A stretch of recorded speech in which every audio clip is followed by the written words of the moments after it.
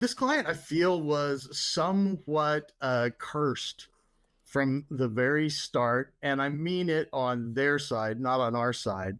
So we were approached by this client, by their consultant and their CEO, et cetera, was a startup in the e-commerce space. This startup sold very expensive products to designers. It was very much a B2B experience.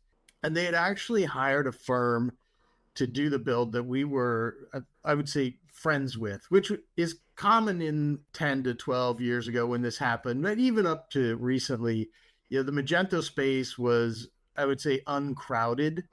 And we were all just kind of collaborating, figuring out, how we could serve all these accounts. But they had failed to even begin the project within the time frame that the client was expecting. And so the client came to us and they canceled the contract with the other agency, and we started right away and we began, creating their website and their e-commerce site.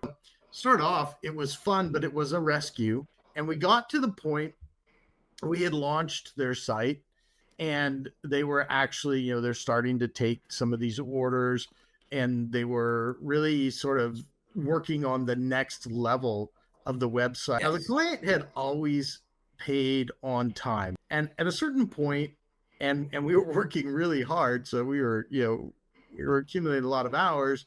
The client got behind.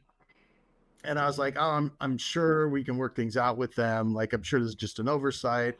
I knew that the CEO had been on vacation, et cetera. And so we were working, so we continued to kind of rack up our receivables with this client. And I don't want to give the amount, but it was a big amount for us that they were on the hook for. And so I started having conversations with their CEO finally. They were sponsored by a very wealthy businessman in Texas and found out that he had passed away. When you're a startup and your number one investor, passes away, it's obviously going to throw a wrench in the works. And he said, well, right now, I've been told to stop payments until we get clarification from legal counsel as to what the next step is.